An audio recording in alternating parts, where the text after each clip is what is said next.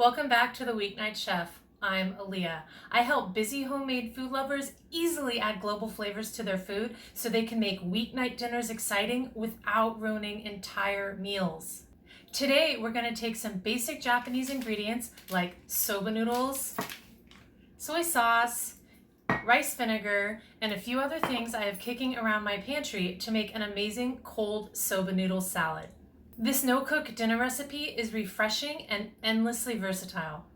You can add or take away whatever vegetables you have on hand, and even add a pre-cooked protein for a heartier meal. So let me show you how I do it. But first, if you're thinking about making this recipe, leave me a comment down below and let me know what you think. Let's get to it. All right, you guys, so I have to admit something to you. I lied in the beginning of the video. This is not a no-cook recipe exactly, but it's a recipe with very little cooking. So these soba noodles that I have here only take 4 minutes to cook. And I have a pot of boiling water, and I'm going to go ahead and put them in there for just 4 minutes. No salt required in that water. We'll add that later. Now, what is a soba noodle? A soba noodle is a noodle made from buckwheat flour, and in the US where I am, it is kind of hard to get 100% buckwheat soba noodles. So what they do is that they use some wheat flour instead. So these particular organic soba noodles have both buckwheat flour in them and whole wheat flour in them, which is fine. When you're looking for them in the store, that is totally okay. But that's all you want in them is just flour and water. I'm going to let these cook for about 4 minutes, and then I'm going to drain them. What I love about the soba noodle is that they have a really nice nutty flavor. They're maybe similar to a whole wheat spaghetti, but I think they're way better than that. And I love to use them because they could just kind of switch things up and they taste delicious, and they're really easy to cook, only 4 minutes. Okay, so these noodles have been cooking for just 4 minutes, and I'm going to go ahead and drain them. What's important is that I rinse them immediately with cold water. This is to both remove the starch and to stop the cooking process. You don't want to overcook the noodles. They will get mushy and start to fall apart. So make sure you rinse them with cold water after you cook, and then leave them to drain while you chop your veggies. So like I said, I'm going to use some veggies I have on hand for the salad, and I really like crunchy veggies with this.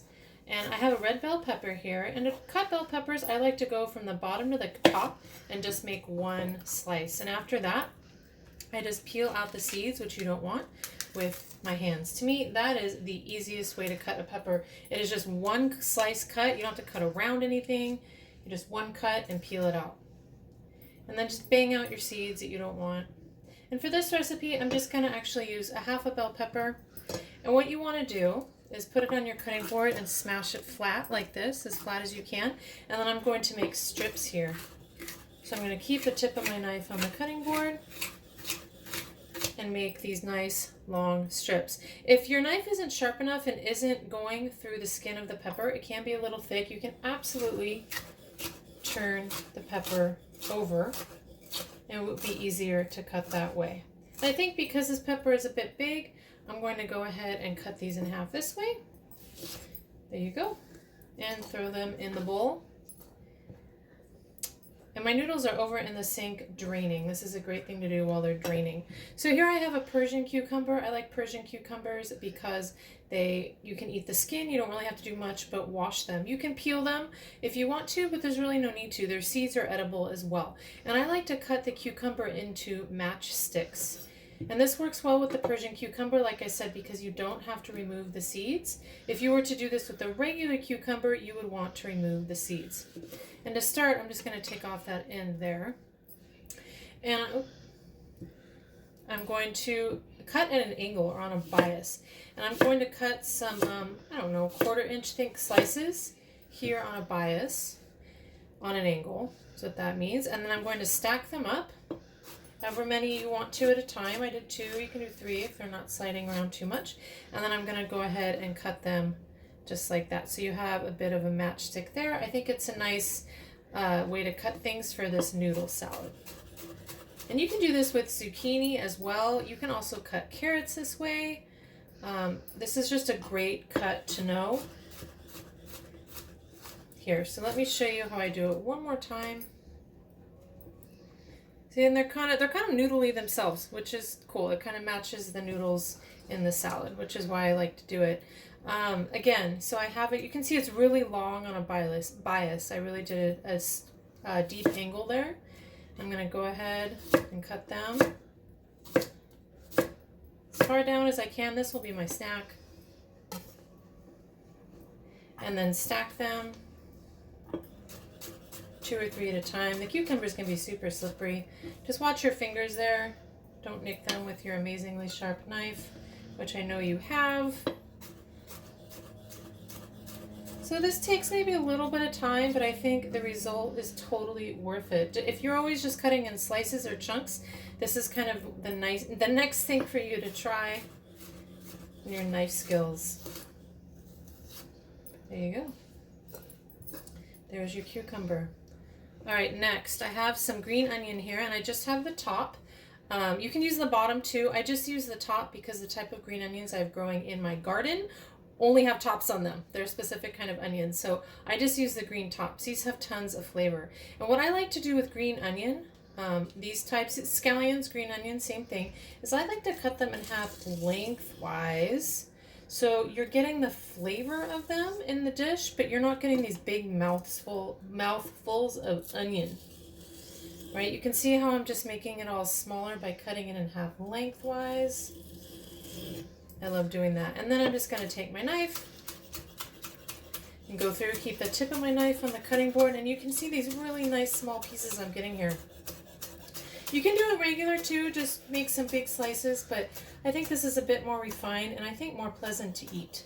I don't like any one flavor being too overpowering, and when you cut it small like this, you minimize that. All the flavors are able to mingle together better. So I'm going to go ahead and stick that in my bowl. And let's see. I don't have much more to cut here, you guys. That was really easy. For the carrots, I'm doing a cheater thing. I have some fermented carrots. I have a friend that owns an amazing fermented vegetable company, and this is actually called Thai kraut. These are shredded carrots that are lacto-fermented, and they have, I think, coriander in them, some lemongrass, some other amazing flavors. So they're going to be perfect for this.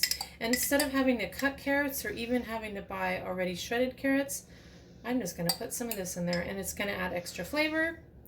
It's going to be good for my belly. This is lacto-fermented vegetables. I love this shortcut. If you have some cabbage, like some lacto-fermented cabbage, that would be another amazing thing you can add in here. You don't need a lot. Lacto-fermented vegetables tend to be really strong, so you just need a little bit there. And then for the dressing, I'm using my toasted sesame dressing. And I will put a link to that down below because I've already showed that in other videos. It's a really, really simple recipe that you can use soy sauce, rice vinegar, maple syrup, toasted sesame oil, and some fresh ginger. And I have some here in a jar that I've been keeping in my fridge for the week, so I'm just going to go ahead and use that up. So I have my cut vegetables here. I have my drained noodles here. You can see how they're nice and separated. They're not all clumpy or stuck together. That is definitely what you want. And then I'm going to grab my salad dressing already made. Like I said, I'll put the link down below. Make sure I shake it up. And at this point too, if I had some pre-cooked protein, like some shrimp or some chicken, even some steak, some tofu, oh man, all that would be so good in here. I'm just gonna go ahead and dress it a little bit at a time. It doesn't take a lot. And I'm going to toss it.